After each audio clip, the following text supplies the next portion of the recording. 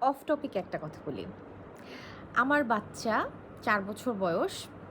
তো ওকে যখন আমি অনেক বেশি বকাঝকা করি অথবা ও অনেক বেশি উম কান্নাকাটি করে, চিল্লাচিল্লি করে, জেদ করে, তো তখন ওকে আমরা প্রশ্রয় দেই, "বাবা কান্নাকাটি করো না। আচ্ছা ঠিক আছে এটা দিচ্ছি।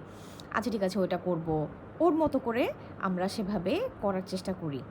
তো এটা করতে, করতে দেখলাম যে ও আসলে আমাদের কন্ট্রোলে থাকতেছে না। মানে আমরা ওর কন্ট্রোলে চলে যাচ্ছি।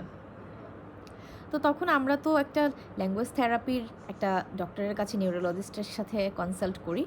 তো সে তখন আমাদেরকে বলল যে, "আপনারা বিষয়টা কেন করছেন? ওকে কেন মানে আপনাদের কন্ট্রোলের বাইরে যেতে দিচ্ছেন? ও কেন আপনাদেরকে কন্ট্রোল করছে? আপনারা ওকে কন্ট্রোল না করে।"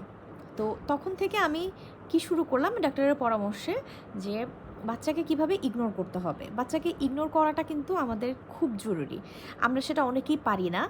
অনেকে ভাবি যে বাচ্চাকে ইগনোর কিভাবে করব? অনেক কান্নাকাটি করতেছে, ওকে বোধহয় আমাদের আপোস করতে হবে। কিন্তু আপোস না করে ইগনোর করাটা ইম্পর্ট্যান্ট বিকজ আপনি যখন ওকে ইগনোর করবেন, ওর কান্নাকাটি বা জেদগুলার পাত্তা না দিবেন, তখন সে কি করবে? কাঁদতে, কাঁদতে একটা সময় নিজেই থেমে যাবে।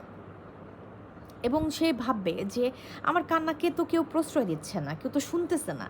তখন সেটা তার কাছে নর্মাল হয়ে যাবে এবং আস্তে, আস্তে সে কিন্তু কান্নাটা বন্ধ করে দিবে।